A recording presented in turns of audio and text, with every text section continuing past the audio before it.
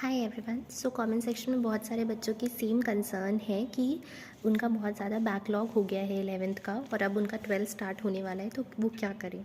सो बच्चों, I would rather suggest कि अभी आपके पास 12th के बैचेस ऑलमोस्ट अप्रैल से स्टार्ट होंगे, तो हम दो फेज़ में बात करते हैं। पहला फेज़ जो है तब तक रहेगा जब तक आपकी 12th अभी स्टार्ट नहीं हुआ है, एंड सेकेंड फेज़ जब आपके 12th स्टार्ट हो जाएंगे। तो पहले फेज़ में आपको क्या करना है, जब तक आपके 12th स्टार्ट नहीं हो रहे हैं, आप टाइम टेबल वाला वीडियो मैंने ऑलरेडी बना दिया है, उसके अकॉर्डिंग अपना टाइम सेट करो। फिज़िक्स केमिस्ट्री एंड बायो को कंप्लीट करने की कोशिश करो 11th का, ठीक है। और बच्चों देखो, कॉन्सेप्ट बिल्ड करना बहुत इंपॉर्टेंट होता है। सो ऐसा मत करो कि सिर्फ आपने लेक्चर्स देख लिए बट आपने क्वेश्चन नहीं सॉल्व करे, कोई मतलब नहीं निकलेगा ऐसा करने का, क्योंकि अल्टीमेटली एग्ज़ाम में आपका क्वेश्चन आने वाला है एंड वो आपसे बनना चाहिए। सो प्रॉपर लेक्चर देखो, कॉन्सेप्ट समझो एंड प्रॉपर क्वेश्चन सॉल्व करो along with PYQ and then आगे बढ़ो, ठीक है। अब हम मान लीजिए एंटर कर जाते हैं फ़ेज़ 2 में, जहाँ पर आपका 12th भी स्टार्ट हो गया है, ठीक है। तो उसी टाइम टेबल में जो मैंने आपको टाइम टेबल दिया हुआ है, उसी टाइम टेबल में याद है मैंने 6 घंटे स्पेयर दिए थे। तो बेटा देखो, अब क्योंकि आपसे गलती हो गई है तो कंपैरेटिवली आपके पास बाकियों से कम टाइम है। सो अब आपको ज़्यादा मेहनत करनी पड़ेगी, ज़्यादा मेहनत इन द सेंस कि उस 6 घंटे को भी आपको बहुत ज़्यादा पढ़ाई में यूटिलाइज़ करना पड़ेगा। तो अब वो जो मेन तीन घंटे थे वो आपने 12th की PCB को दे दिए, और अब जो बचे हुए ये 6 घंटे हैं उसमें आप क्या करोगे, 3 घंटे और 3 घंटे में डिवाइड कर लो, ठीक है। नहीं, ये मत करो, ये थोड़ा डिफ़िकल्ट हो जाएगा। बचे हुए 6 घंटे, इसमें से आपको एक्सट्रैक्ट करने की कोशिश करनी है मिनिमम 3-3.5 घंटे, ठीक है।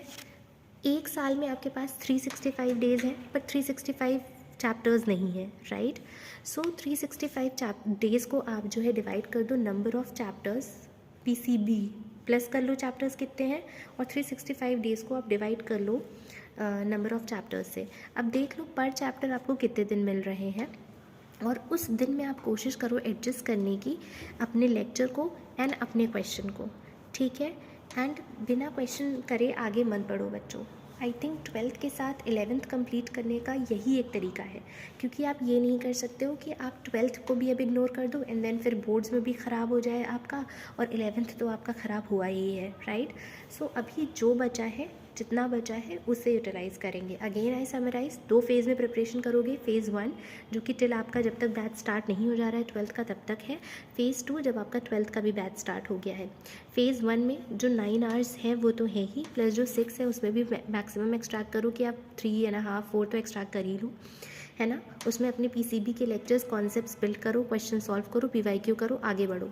फ़ेज़ 2 में जब आप आ जाते हो तो अभी भी आपके चैप्टर्स मान लो बचे हुए हैं, तो आप क्या करना है, जो मेन 3-3 घंटे के स्लॉट थे वो आपको 12th को डिनोट करने हैं, और जो बचे हुए 6 घंटे थे उसमें आप एक्सट्रैक्ट करो 3-3.5 घंटे, और उसमें आप कोशिश करो कि आप अपने 11th के चैप्टर्स कर रहे हो, ठीक है। 365 days divided by total number of chapters in all the 3 subjects, उसमें से पर चैप्टर जितना भी दिन मिल रहा है उतने में लेक्चर, क्वेश्चंस एंड PYQ को दो, एंड तीनों में से आपको कुछ भी छोड़ना नहीं है, क्योंकि अल्टीमेटली कॉन्सेप्ट पढ़ना इंपॉर्टेंट है। 365 डेज़ बहुत ज़्यादा होते हैं बच्चों, बिल्कुल भी इग्नोर नहीं करना है। ऑल द वेरी बेस्ट, पढ़ते रहिए, बाय।